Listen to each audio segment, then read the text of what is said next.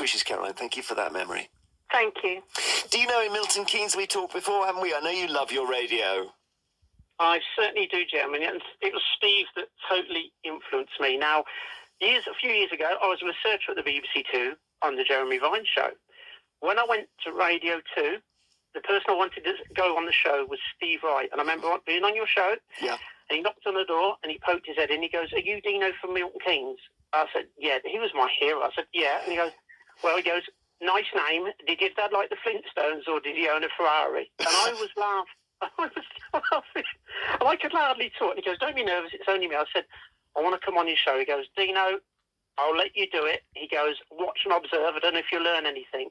But he just made me feel so comfortable, like I've known him for years. And I had a Paul McCartney t-shirt. And he goes, Paul McCartney. He goes, "I know him. He's my friend." And it's like, it's like I've known him forever. That's so nice. Because the moment you meet him in person, you almost feel that he's arrived in reality, but you already had a connection with him through the radio. Absolutely. I mean, I've listened to him since all through the 80s, 90s, etc. And he always cheered you up and always made the nation smile, made them happy. And when I sat and watched his show, it was like watching a genius, a mad scientist in a laboratory, but so organised and meticulous. And I come out, and when it finished, I watched and he goes, "Did you learn much?" And I said, "It's mind-boggling." He goes, "Yeah, it's a good show, isn't it?" Thank you, Dino. Thank you so much. And what a privilege to have met him for both of us. Catherine Morris is in East London, and you were a young PR in the 80s, Catherine. Yes, I was actually, and I was. He was on Radio 1 then, and it was the very first Red Nose Day. So my client at the time was Red or Dead. I worked for them, and Wayne Hemingway, the owner, he rang me up 11 a.m. in the morning of the day and said, "Hey, guess what? We've got these customized Red or Dead, sort of the red nose Doc Martens." And I was like, "Oh, okay." So I got on the phone and I just rang up Radio 1 thinking I'd speak to somebody on the team.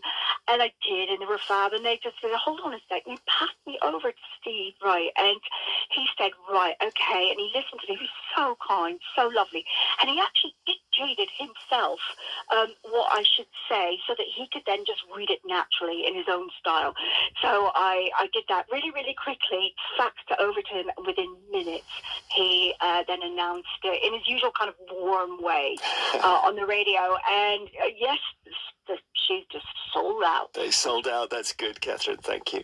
Mel emails, "Steve was there on the radio when both my parents died. Sunday love songs lifted and broke me in equal measure. What will I listen to now?" Of course, last Sunday was his last, and the sign-off, he sounds totally Steve, doesn't he? And he would have recorded that, I think, 4 or 5 days before he died. Sarah in Ontario says, "I started every morning with his afternoon show from Canada, where I've lived for 30 years. I just loved his wit, British humour at its best, and the factoids were brilliant. I'm sure there are many other expats who he made the miles feel much closer for." And Dino's memory is so Steve as well, that the idea Steve knocks on the door, pokes his head around the door, says, "It's only me." That's so Steve. It's only me. He loved this record too.